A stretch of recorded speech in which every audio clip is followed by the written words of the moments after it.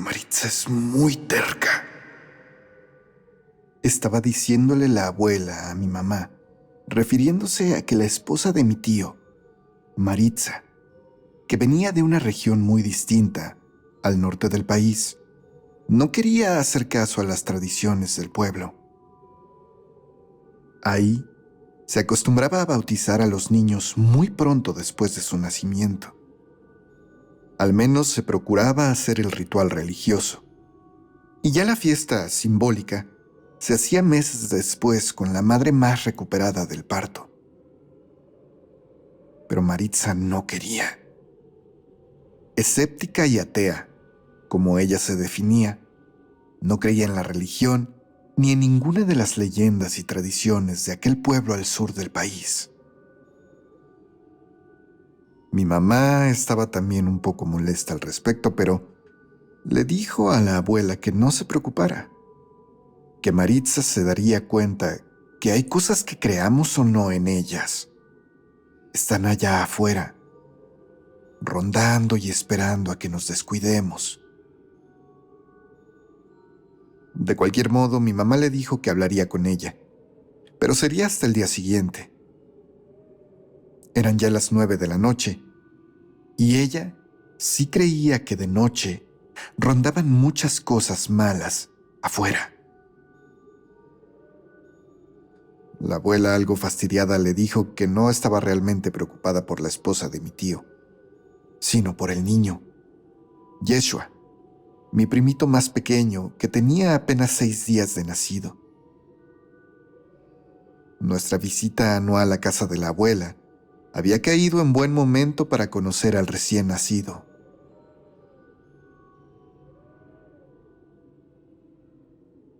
Estábamos los tres en la mesa tomando chocolate caliente y un pan cuando escuchamos gritos.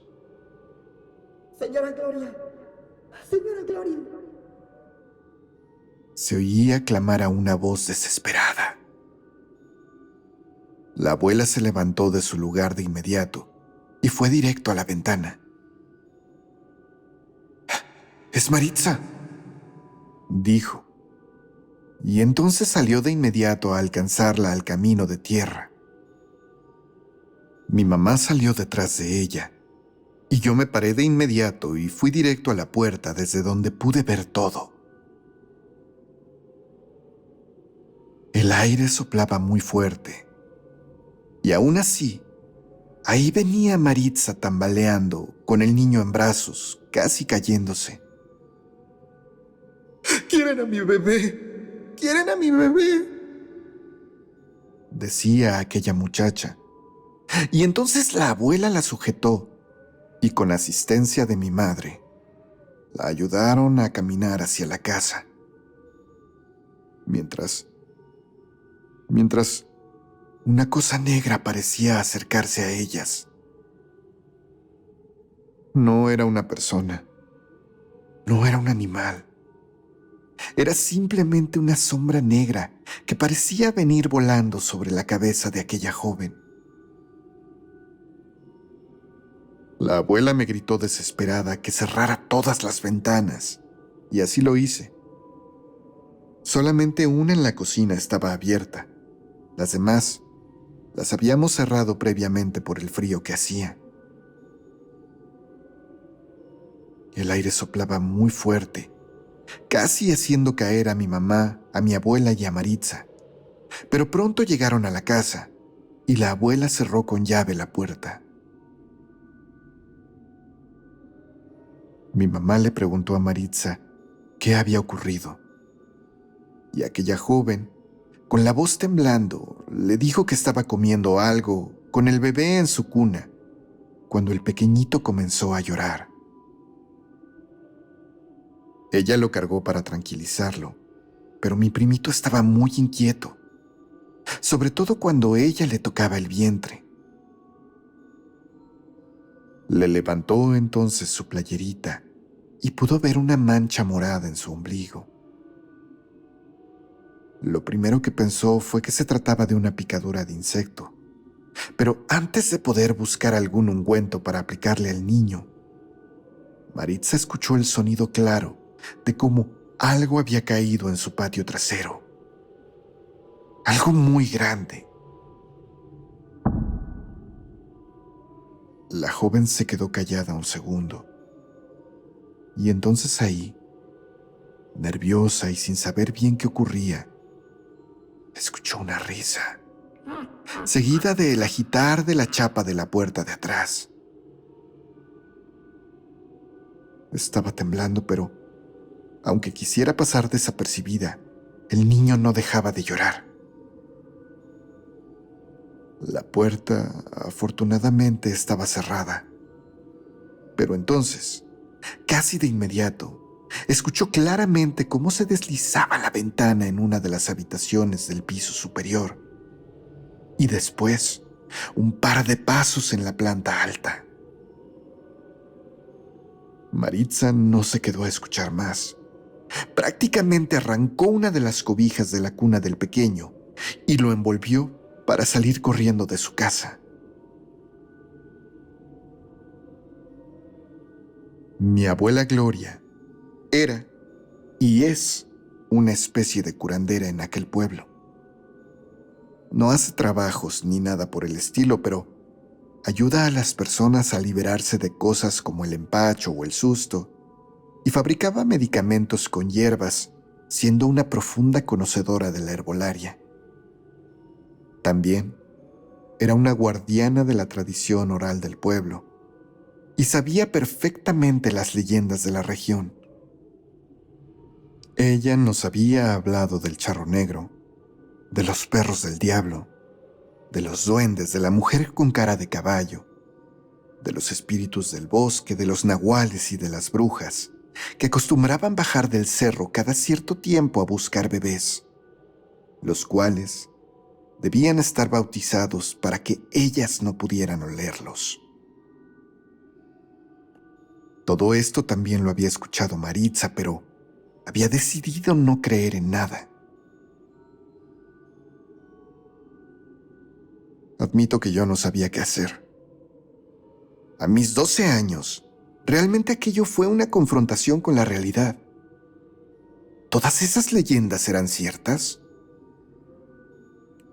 No tuve mucho tiempo de pensar en ello, porque entonces todos escuchamos perfectamente un golpe muy fuerte en el techo de la casa, que hizo crujir todas las vigas de madera como si se fueran a derrumbar. El niño comenzó a llorar de nuevo muy amargamente. «Ya lo está chupando otra vez», dijo la abuela, mientras le descubría el ombliguito a mi primito. De lo que era una especie de consultorio en su casa, sacó ella un frasco con una pasta verde y le pidió a mi mamá que se lo frotara en el ombligo mientras rezaba el credo. Así lo hizo mi mamá, al momento en que la abuela corría por unas tijeras. En menos de 10 segundos, Yeshua volvió a calmarse. Pero también, en ese instante, un grito horrible se escuchó afuera. «Ya lo soltó esta desgraciada», dijo la abuela.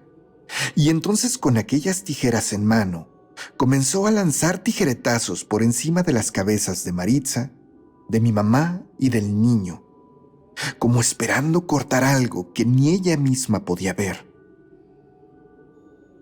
Entonces, un grito aún más horrible se escuchó, y comenzamos a oír cómo aquella cosa rasguñaba desesperada el techo de madera. La abuela entonces abrió las tijeras y las clavó en el piso, y corrió a tomar un frasco de agua bendita, que era lo que siempre tenía a la mano, y comenzó a rociarla en puertas y ventanas.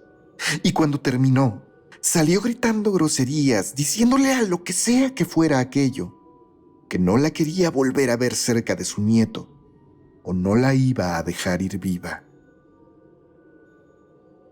La abuela entonces desenterró las tijeras, y aquello encima del techo despegó, o así se sintió. como si algo hubiera dado un gran brinco. Esa noche, Maritza la pasó ahí, con nosotros. Y afortunadamente mi tío pudo volver de la plataforma petrolera al día siguiente para bautizar al niño de manera express. Yeshua, por supuesto, no recuerda nada de aquello. En esas visitas a aquel pueblo, vi y escuché muchas cosas. Espero poderles compartir algunas de ellas más adelante.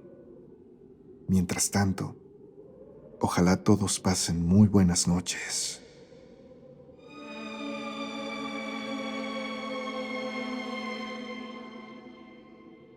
Las clásicas apariciones, brujas, fantasmas, demonios, son el alma de este canal. Y hoy hemos querido traerles dos de esas historias clásicas. Historias de encuentros comunes, pero aterradores. Recuerden que si desean apoyar este canal, por favor dejen su pulgar arriba y compartan este contenido con las personas que crean que puede interesarles. Vamos a nuestra siguiente historia. Recuerden que mi nombre es Mario y esto es Gritos en la Noche.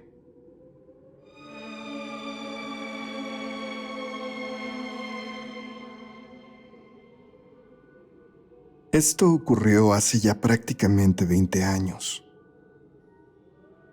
Pero aún hoy me sigue siendo muy difícil recordarlo. Aún se me erizan los vellos del cuerpo de solo pensar en esto. Por aquellos días yo estaba terminando la universidad, cuando una serie de eventos desafortunados hicieron que la situación económica en casa se complicara bastante. El dinero no es que fuera en ese momento tan necesario para mi escuela. Más bien hacía falta para atender un problema médico que presentó mi madre y que era imperativo priorizar. Decidí, junto con mi hermana, tomar un trabajo después de la escuela. Ella se colocó como secretaria en la empresa de un amigo, mientras que yo comencé a trabajar como jardinero. Suena como un trabajo de bajo perfil, pero me contrató un viejo amigo de mi papá, que era contratista en una zona residencial muy exclusiva, no demasiado lejos de mi casa. Claro, era un trabajo muy físico, pero por el tipo de clientes que se atendía, la paga era muy buena. Ni modo, había que entrarle a lo que saliera. De inmediato me asignaron una casa en aquella colonia. Los dueños, una pareja en sus 30 años, afortunadamente eran muy amables, y su hijo, David, de apenas 7 años de edad, era también muy bien portado. Había escuchado historias de terror de otros empleados, no de fantasmas ni apariciones, sino de los pésimos tratos que los jefes les daban. Por suerte, yo había caído en un buen lugar, con unos buenos patrones. Era muy común que los días que trabajaba en el jardín de enfrente, pasara una niña, pequeña, también de unos 7 u 8 años de edad que, en una forma muy extrovertida, me saludaba y me preguntaba por David. Casi siempre en el momento en que lo hacía, el niño o estaba comiendo o había ido a clases de karate con su mamá, así que en realidad nunca los vi coincidir. A mí me daba mucha gracia que esa pequeñita fuera tan elocuente para hablar. Yo no sabía su nombre. Siempre que se lo preguntaba, salía corriendo. Pero nunca había nadie esperándola, ni tampoco podía yo ver a qué casa iba. Pero al final, sabía a cuál se dirigía. Cada noche, cuando me iba a casa, pasaba por una propiedad maltratada. Una casa con un estilo muy de los años 70, que claramente estaba muy descuidada por sus dueños y resaltaba entre las hermosas casas de la colonia. La pintura estaba totalmente carcomida y la reja apenas si se sostenía en pie. Adentro, el pasto crecía irregular y sin cuidado, y ahí siempre encontraba a aquella niña, sentada en el jardín, como esperando verme pasar. Cuando yo caminaba frente a su casa, ella simplemente agitaba su mano y abría mucho sus enormes ojos negros, que contrastaban con su blanquísima piel. Yo solamente le respondía con el mismo gesto. Admito que nunca le dije a la señora de la casa aquello. La verdad es que no sabía qué tan bien visto estaría que alguien externo a esa comunidad, a ese círculo social, saludara a una pequeña que siempre parecía estar sola. Decidí esperar. Seguramente un día la niña finalmente se encontraría con Davidcito, y entonces yo aprovecharía para comentar que ella siempre había pasado por la casa buscándolo. Sí, esa me parecía una mejor idea. Pero aquello nunca ocurrió.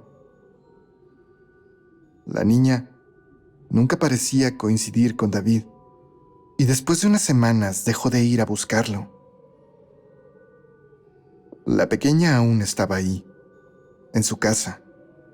Yo la veía todas las noches salirme, e incluso me preguntaba qué tan descuidada la tendrían, ya que incluso en tardes frías la pequeña estaba ahí en su patio, sentada en el piso, helándose, sola.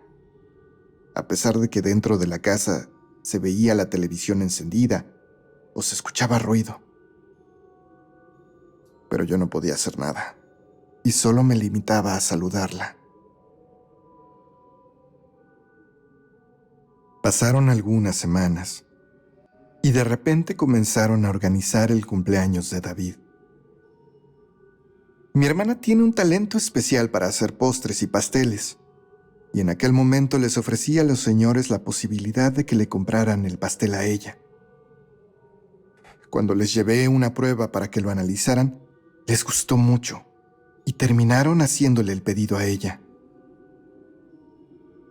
El día de la fiesta, yo fui a dejárselos junto con mi tío en su camioneta, y ya estando ahí nos ofrecieron algo de comer antes de retirarnos. Para este momento, yo ya me sentía más en confianza con ellos, e incluso les había comentado sobre la situación difícil que teníamos en casa. Así que con esa cercanía que habíamos generado, en algún momento le pregunté a la señora si no habían invitado a la niña que vivía unas casas abajo, ya que varios vecinitos estaban en la fiesta. La señora se me quedó viendo, un poco extrañada, y me preguntó ¿a cuál niña me refería? Como estábamos cerca de la reja, intenté señalar la dirección en la que estaba la casa, y le describí a cuál propiedad me refería, para que al saber dónde vivía me entendiera por cuál niña le estaba preguntando. La señora abrió sus ojos muy grandes y llamó en ese momento a otra vecina, la señora Inés, una mujer ya más grande, tal vez de unos 50 años. Ella había vivido ahí mucho más tiempo que ellos. Le comentó lo que le dije, y luego yo rematé diciendo que todos los días veía a la niña ahí, jugando, y que la pequeña me hablaba y me saludaba siempre. La señora Inés, al escuchar eso, preguntó nuevamente si me refería a la casa maltratada. Le dije que sí y se persignó de inmediato. Entonces me tomó del brazo y comenzó a contarme. Mijo, ahí no hay ninguna niña. Solo don Emilio, ahora viudo. Su esposa Mariquita se colgó en su closet hace ya casi 10 años. Y continuó. Ellos no pudieron tener hijos, pero Mariquita un día dijo que una niña comenzó a venir a visitarla. una niña de cabello y ojos muy negros. No sabía ni cómo ni por dónde, pero aparentemente la niña se metía en su casa y la sorprendía. Luego Mariquita dijo que la niña comenzó a darle miedo. Aparentemente no entraba a su casa. La niña de alguna forma vivía en su casa, en las sombras, en los lugares oscuros.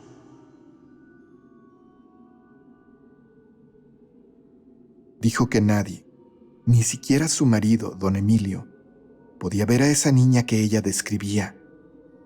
Pero aquella cosa comenzó incluso a robarle el sueño, a enfermarla, a tenerla intranquila todo el tiempo. Mariquita terminó incluso en el psiquiatra, pero ni él pudo ayudarla. Tampoco nadie ahí, ninguno de los vecinos.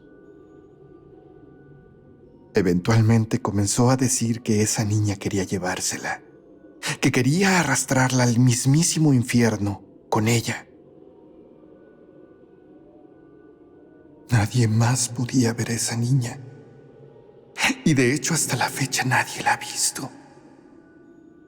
Solo tú, mijo. Recuerdo haber tragado saliva fuertemente, angustiado y alterado. Estaba temblando. Recordé todas esas veces que esa niña me había hablado y lo que en mi mente recordaba como sonrisas amigables. Ahora parecían sonrisas macabras. Me despedí, di las gracias y me fui de la fiesta con mi tío, no sin antes recibir algunos toppers con comida para mi hermana y mi mamá. Cuídate, hijo. Fue lo último que me dijeron antes de retirarme. Esa noche soñé con aquella niña. Ahora en mi cabeza la veía como un ser macabro. Pero vamos, ¿qué estoy diciendo? Seguro me estaban bromeando, pensé. Sin embargo, decidí que lo mejor sería ya no pasar por ahí, por su casa. Después de todo, ya tenía semanas que la niña no iba a la casa de Davidcito y solo la veía en el jardín de aquella destruida propiedad. Así lo hice, y pasaron 3 o 4 meses sin ninguna novedad. Hasta una noche en que, por conveniencia de tiempo, decidí bajar por esa misma calle donde estaba la casa aquella de don Emilio. Con cuidado, volteé a ver si estaba aquella niña, pero no había nadie. Así que los nervios que había sentido se calmaron y continué caminando. Estaba a punto de terminar de atravesar por ahí cuando me llamaron. No fue la voz de una niña, sino la voz de algo más macabro.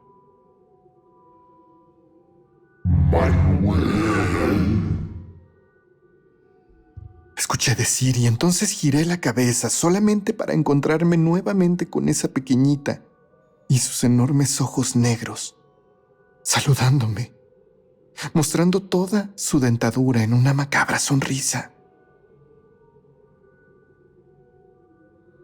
Manuel, ¿cómo está, nena?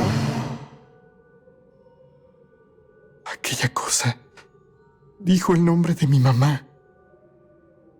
Salí corriendo de ahí. Subí al primer autobús en la avenida y llegué a mi casa pálido. Mi familia, a los que ya les había contado todo, se preocuparon. Mi mamá, que ya estaba mejor, me abrazó y me pidió que esa noche rezara mucho.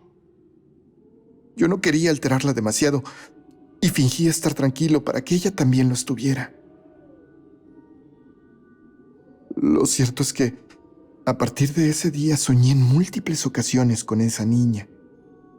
Y a veces, al despertar de aquellas pesadillas, casi les puedo jurar que la veía por la ventana en nuestro patio.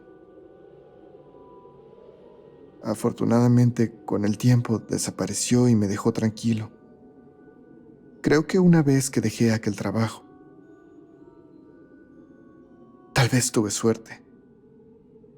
Tal vez fue simplemente alejarme de ahí o quizás alguien hizo algo para ayudarme.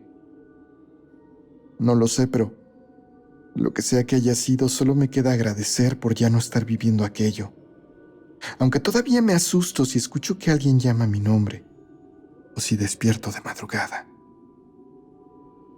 Aún temo que la niña regrese, que la niña esté ahí al abrir los ojos.